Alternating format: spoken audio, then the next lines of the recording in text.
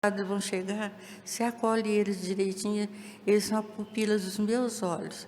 E eu quero que você trate eles muito bem, meus padres. E venho em nome do Senhor, eis o seu lema, a sua vida. Ele é bendito do povo servidor. Meu nome é Conceição Aparecida Alexandre. Eu vim de Mococa e trabalhei com o Dom Benedito mais de 28 anos. A rotina do Dom Benedito era assim. De manhã ele levantava, né? E tomava o cafezinho dele, café pequeno, que eu falava. E a primeira coisa que ele fazia era ir na capela rezar. Ele rezava, depois ele vinha tomar o café dele, que é a cafezão que ele falava. Agora vou tomar meu cafezão, né? E se tinha alguma coisa assim para falar da casa dele, já falava. A gente já conversava ali mesmo, porque ele não tinha muito tempo, não. Que ele focava muito no trabalho dele, de vir aqui na Cúria, né? E atender aqui. E nessa parte ele preocupava demais. Chegava na hora do almoço, né? E aí você tinha alguma coisa para falar, alguma reclamação para fazer, né? Comigo, né? A gente já resolvia ali mesmo. Depois do almoço, ele almoçava e ia descansar um pouquinho, uns 15 minutos, uma meia hora. Não passava disso, sabe? Ele já levantava, já ia lembrar, tinha uma escada lá que ia para o quarto dele, com o palácio muito grande, né? Uma escada de madeira, fazia um barulhão. Quando ele desceu, eu já sabia que ele estava descendo, porque a escada fazia um barulhão.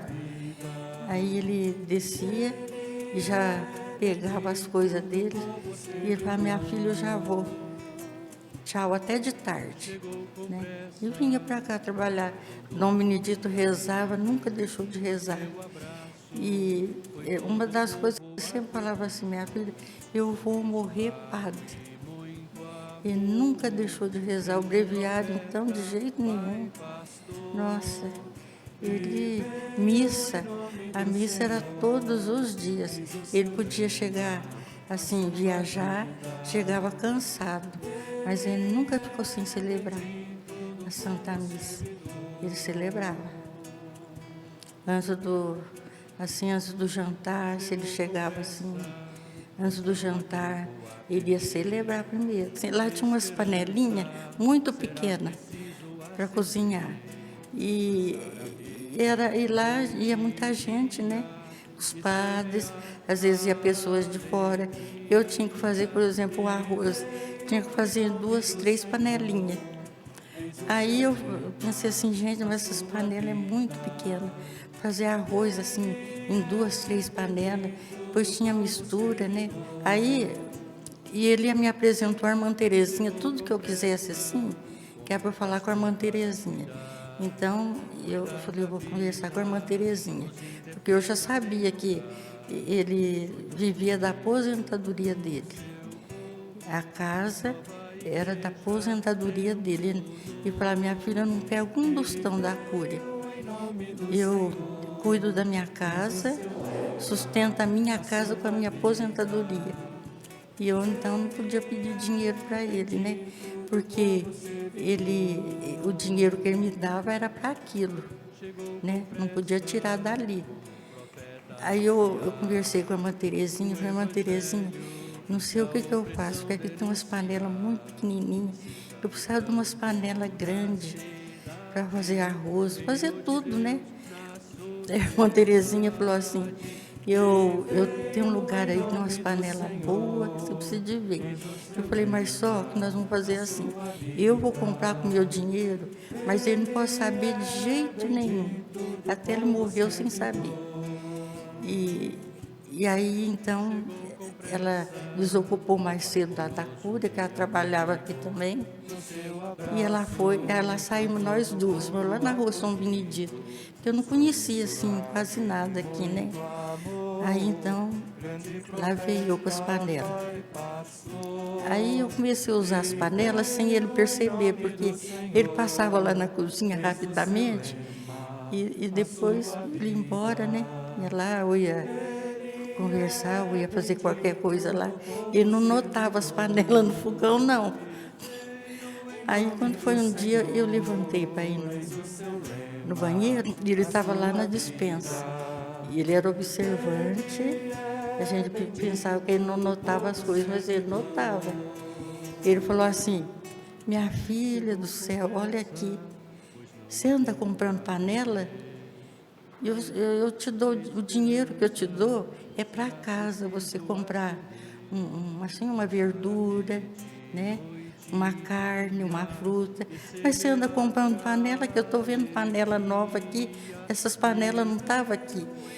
E eu falei: Dom Benedito, mas como é que você anda fazendo para comprar essas panelas? Com que dinheiro? Eu falei: mas o dinheiro que o senhor me dá, assim, sempre sobra um pouquinho. E aí eu vou juntando e deu para comprar as panelas. Não faz isso mais não, minha filha. Não vai comprar panela mais não, viu? Agora vê se você sossega e fica só com essas panelas aí. Eu falei: tá bom, o senhor pode deixar. Mas aí, quando precisava de alguma coisa, eu pegava e comprava, sabe? Quando eu fui morar com ele, eu não sabia que tinha entrado ladrão lá, né? E ele pediu para a menina que trabalhava lá não me falar, e a Maria também, que trabalhava lá, não me contar nada do ladrão, porque eu ia assustar e não ia querer ficar lá, né? Mas eu ia arrumar o quarto dele e vi o colchão dele tudo furado, né? E aí eu falei assim: será por que esse colchão dele é desse jeito, tudo furado assim, né? Será que é alguma penitência, tudo, né? Aí eu estava conversando com as meninas, aí teve uma que falou assim: Conceição, eu vou te contar uma coisa. Ele pediu para não falar, mas eu vou falar. E contou que o ladrão entrou lá, né? E à noite, e rodeou dele, e ele deitado, o ladrão picou o colchão, esfaqueou o colchão dele todinho, de fora a fora, assim. E ele precisou até de médico, né? Aí eu pensei assim: eu preciso trocar esse colchão, não vou deixar esse colchão aqui não. Falei para as meninas.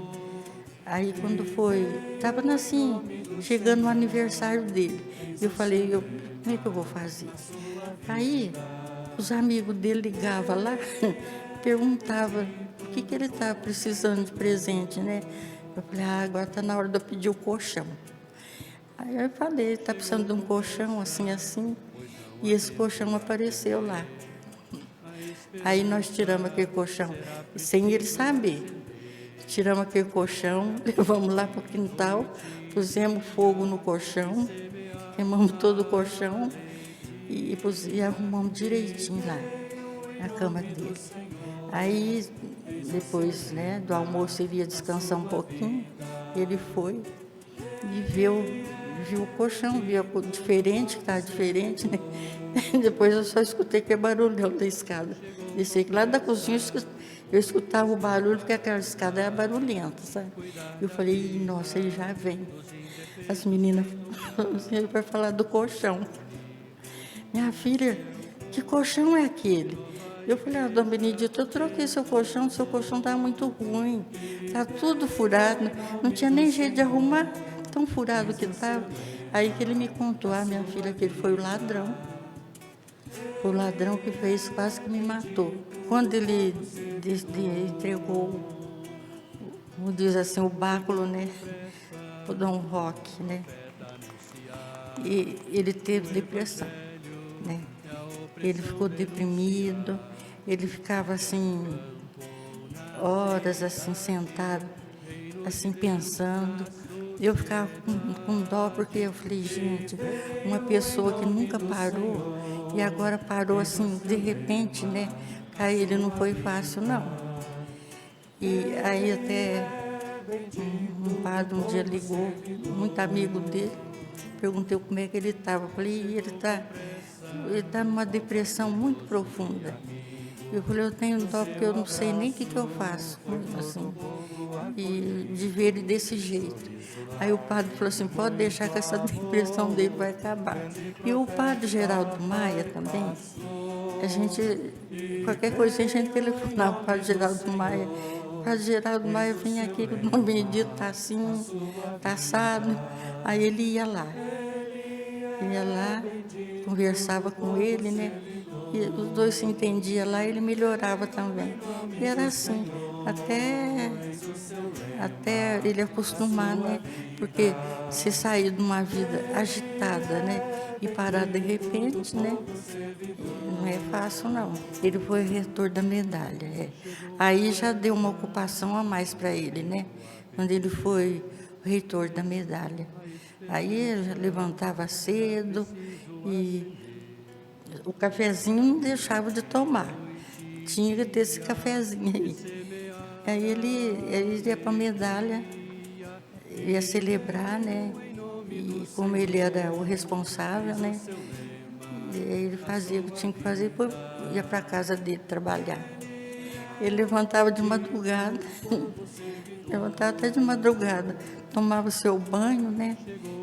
E depois eu já arrumava o cafezinho, tomava cafezinho, fazia ele comer alguma coisa, porque ele, para não ficar muito sem alimentar, né? Aí ele ia para a medalha. Chegava lá, na medalha, né? E ficava o dia inteirinho na medalha. Almoçava lá. Ele só chegava na casa dele depois que terminava tudo, as funções lá da medalha, é que ele ia para casa. Aí eu preparava um bom jantar para ele. O Dom Paulo ia visitá-lo, assim, às vezes é de manhã ou à tarde, e ele ia visitar, ele era muito atencioso com o Dom Benedito. Isso daí dava uma alegria muito grande para ele. Agora, o Dom Paulo deu um depoimento assim, que, assim, tinha uma vez que foi onde é que foi, gente? Na abertura do livro dele, né? Que o Dom Paulo foi. E ele disse lá para todo mundo que o Dom Benedito era o confessor dele, né? E aí eu via que eles fechavam a porta, ficava lá horas, né? E aí depois que o Dom Paulo ia embora, ele falava, viu, minha filha, o bispo veio me visitar. Que importante que eu sou. Bom, os últimos dias de vida dele foi muito assim, foi muito doloroso, né? Porque aquela doença que ele teve, saiu umas bolhas de água nas pernas dele, debaixo assim dos pés dele, e estourava aquelas bolhas e fazia ferida. E ele não podia andar, né? Não podia andar, gente, mas ele andava assim mesmo, escorando na gente, né? Ele andava, mas com muito sacrifício. Sacrifício mesmo. Eu fiz de tudo para curar aquelas bolhas dele, mas não tinha jeito, sabe? Não tinha jeito. Até o último dia que ele passou lá foi num sábado. O médico foi lá, viu ele naquela situação. Ele falou assim, não, vou internar ele hoje. Então eu falei assim, doutor, mas não daria para ele ficar aqui? Ele falou, não, do jeito que ele está, ele não pode ficar aqui. Eu vou internar. E conversou com ele direitinho, né? E aí ele foi. Aí não voltou mais para casa dele. Ficou lá, morreu lá no hospital mesmo. Olha, eu defino o Dom Benedito assim, ele orante, né? Que ele gostava de rezar. E como ele dizia para mim assim, eu vou morrer padre, né? E eu defino ele assim, uma vida de oração intensa. Eu nunca vi o Dom Benedito deixar de rezar. Ele, às vezes, eu estava na cozinha, ele chegava lá e falava, minha filha, estou na capela. Ele estava lá rezando. E eu defino ele assim, uma vida muito de oração. e veio em nome do Senhor. Eis o seu lema, a sua vida. Ele é bendito do povo servidor.